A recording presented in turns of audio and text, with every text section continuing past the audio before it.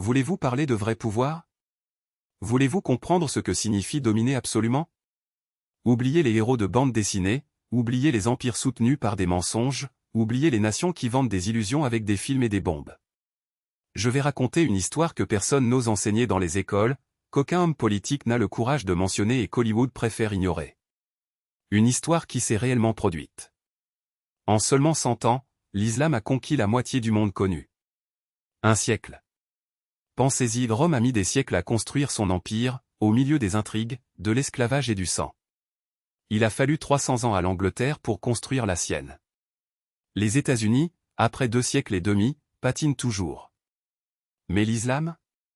Une poignée d'hommes sortis du désert, sans technologie, sans chars, sans avions, sans satellites, se sont répandus à travers l'Arabie, l'Afrique du Nord, le Moyen-Orient, l'Espagne, la Perse, le tout en une seule génération. Ce n'est pas une histoire ordinaire. C'est de la pure domination. C'est un destin écrit avec le feu. Et ne dites pas que c'était juste l'épée. Bien sûr, il y a eu des guerres. Chaque empire en avait. La différence est que l'islam ne s'est pas contenté de conquérir des terres. Il a gagné des âmes. Vous pouvez prendre un territoire par la force, mais vous ne le conserverez pas si les gens ne croient pas en ce que vous apportez. Et l'islam a apporté quelque chose qu'aucun autre empire n'a offert, la discipline, la justice, des lois claires, la fraternité, une foi inébranlable. C'est ce qui l'a rendu invincible. Ce n'étaient pas des soldats ivres saccageant les villes, comme les Romains, ni des hordes sauvages comme les Mongols. C'étaient des hommes qui priaient avant la bataille, qui distribuaient l'aumône, qui suivaient les règles, qui vivaient avec honneur. Et ce genre d'homme ne s'incline pas. Ne vous enfuyez pas lorsque le combat devient dur. Ce type d'homme change le cours de l'histoire. Imaginez, vous êtes un paysan du 7e siècle, écrasé par des rois corrompus, exploité par les impôts, regardant votre famille mourir de faim pendant que les soldats volent le peu que vous avez. Soudain, les armées musulmanes arrivent. Ils ne brûlent pas leurs récoltes. Ils ne tuent pas leurs enfants. Ils disent, nous croyons en un Dieu unique. Gardez votre terre, vivez votre vie. N'opprimez personne, n'adorez pas les idoles, ne vivez pas comme des animaux. Comprenez-vous ce que cela signifiait? Ce n'étaient pas des envahisseurs. C'étaient des libérateurs. Et c'est pour cela que les gens les ont accueillis. C'est pourquoi l'islam s'est répandu comme une traînée de poudre. Parce que cela n'a pas été imposé. Il a été choisi. Comparé avec les empires dits civilisés. Rome a asservi des peuples entiers. L'Angleterre a pillé les continents et laissé les nations dans la misère. Les États-Unis bombardent des pays et prétendent ensuite qu'ils apportent la liberté. Rien de tout cela ne dure. Mais l'islam, en un siècle, s'est élargi et est plus fort que jamais. Et voici la vérité que personne ne veut admettre, on ne conquiert pas de continent en sang si l'on n'a pas quelque chose de réel. Quelque chose qui touche le cœur humain. On ne peut pas acheter ça avec de l'or. Il n'est pas vendu avec de la publicité. Soit c'est vrai, soit ce ne l'est pas. Et l'islam s'est avéré vrai parce qu'il s'est répandu plus rapidement, plus profondément et plus fort que n'importe quel empire de l'histoire. Ils demandent comment ils ont fait. Comment un groupe d'hommes du désert, sans ressources ni armée géante, a-t-il réussi l'impossible? Ce n'était pas magique. Ce n'était pas de la chance. C'était de la discipline. C'était l'unité. C'étaient des hommes qui croyaient en quelque chose de plus grand qu'eux-mêmes. Lorsque le prophète Mahomet, que la paix soit sur lui, est apparu, l'Arabie était le chaos, des tribus s'entretuaient pour de l'eau, des chameaux, pour un orgueil blessé. Les Romains les méprisaient. Les Perses les ridiculisèrent. Ils n'étaient personne. Mais ensuite est arrivé le message de l'islam, et en une génération, ces mêmes hommes sont devenus la force la plus disciplinée et la plus unie de la planète. Pourquoi? Parce que l'islam ne crée pas d'hommes faibles. Ne permet pas la paresse. Vous priez 5 fois par jour, que vous soyez fatigué, occupé, gagnant ou perdant. Jeûnez pendant le ramadan, même sous le soleil brûlant du désert. Faites l'aumône, même si vous avez peu de choses. Cela fait des hommes coriaces. Des hommes pointus. Des hommes incassables. Maintenant, regardez les hommes d'aujourd'hui. Ils ne peuvent pas se réveiller sans café. Il ne se passe pas un jour sans malbouffe. Ils ne peuvent pas survivre sans dépendance aux médias sociaux. Faibles, doux, vides. Et c'est pourquoi l'Occident s'effondre, ces hommes sont des enfants dans des corps d'adultes. Mais ces premiers musulmans étaient à l'opposé. Ils n'ont pas parlé de discipline. Ils le vivaient au quotidien. Et le syndicat? Ne sous-estimez pas le pouvoir de l'unité. Avant l'islam, les tribus arabes s'entretuaient. Frères contre frères. Mais l'islam dit, vous n'êtes plus des tribus.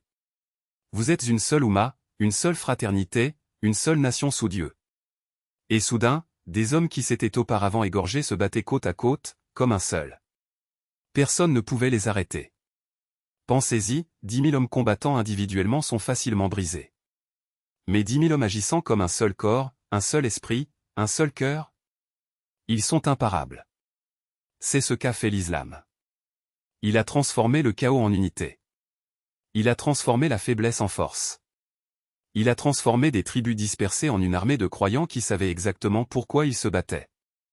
Et pourquoi se battaient-ils? Ce n'était pas une question d'argent, de gloire ou d'ego. Ils se sont battus pour Dieu. Ils se sont battus pour la justice.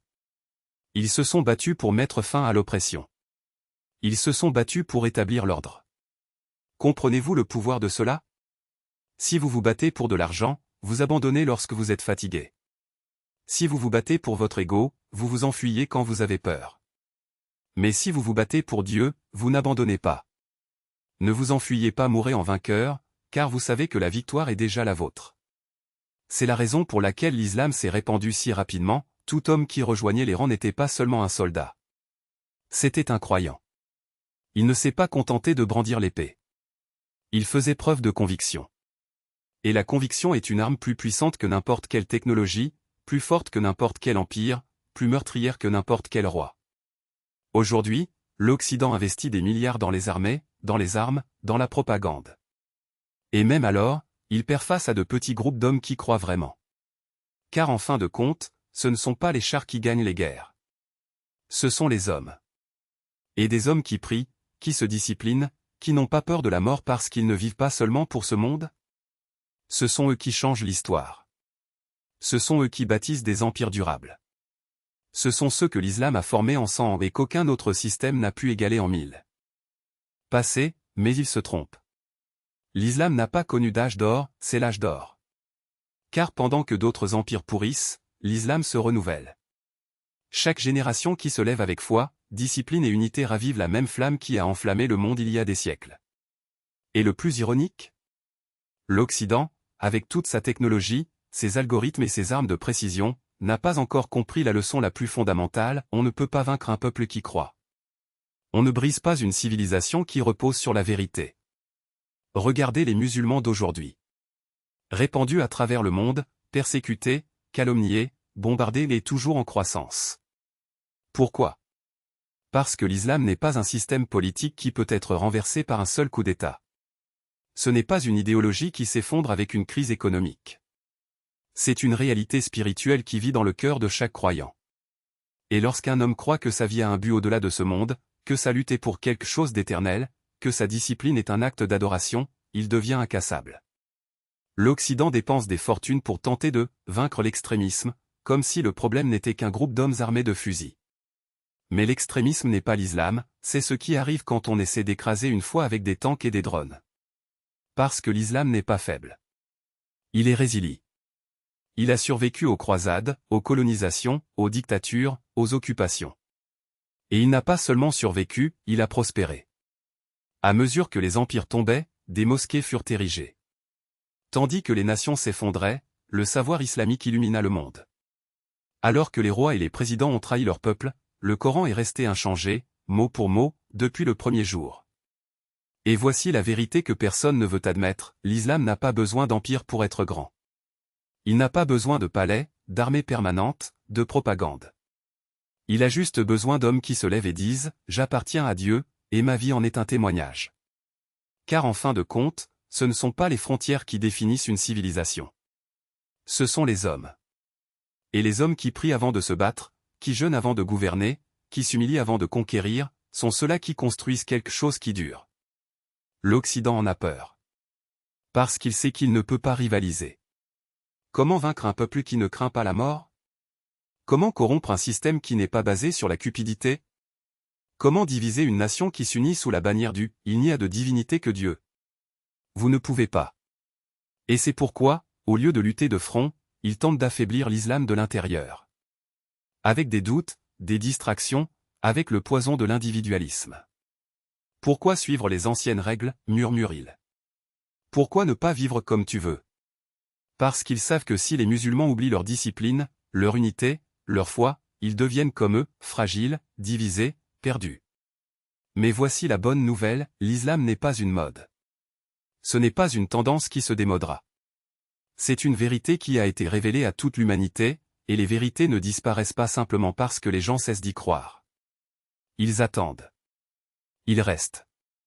Et quand le monde finit par se lasser des mensonges, des promesses creuses, des fausses libertés, c'est vers l'islam que les gens se tournent. Parce qu'il ne propose pas qu'une seule religion. Offre de commande. Offrez la justice. Offre une vie pleine de sens. Alors, quand on regarde vers l'avenir et qu'on se demande, qui aura-t-il après l'Occident, la réponse est déjà écrite. Ce n'est pas la Chine. Ce n'est pas la Russie. Ce n'est pas un empire d'acier et de béton. C'est l'islam. Car pendant que d'autres construisent des tours qui s'effondrent, l'islam construit des hommes qui ne tombent pas. Et les hommes qui ne tombent pas, ce sont eux qui changent le monde. Ce sont eux qui écrivent l'histoire. Et cette histoire, l'histoire de l'islam, est loin d'être terminée. Elle vient de commencer. Ils regardent en arrière et disent, c'était un âge d'or, mais c'est fini. Comme si l'histoire de l'islam était un livre fermé, un chapitre clos. Comme si les califats, les conquêtes, les sages et la civilisation qui ont illuminé le monde n'étaient que de poussiéreux souvenirs. Mais ce n'est rien d'autre qu'une illusion occidentale. Un fantasme qui tente d'effacer la réalité, l'islam n'a jamais cessé de progresser. Cela a juste changé de forme. Le prophète Mohammed, paix et bénédiction d'Allah soit sur lui, a commencé avec rien. Une poignée de croyants persécutés à la Mecque, sans armée, sans palais, sans richesse. Et en moins d'un siècle, l'islam s'est répandu de l'Espagne à l'Inde. Cet élan n'est pas mort. Parce que l'islam n'est pas seulement une force militaire, c'est une idée. Et les idées ne meurent pas. Vous pouvez brûler des livres, interdire des pays, lancer des bombes, mais vous ne pouvez pas tuer une idée. Surtout quand cette idée est la vérité. Regardez autour de vous. L'Occident a tout, l'argent, Hollywood, Internet, les armées qui dominent le monde. Mais il ne peut pas dominer l'islam. En fait, l'islam se développe à l'intérieur même des frontières occidentales. En Europe, en Amérique, en Australie, l'islam est partout la religion qui connaît la croissance la plus rapide. Pourquoi? Parce que les gens ont faim.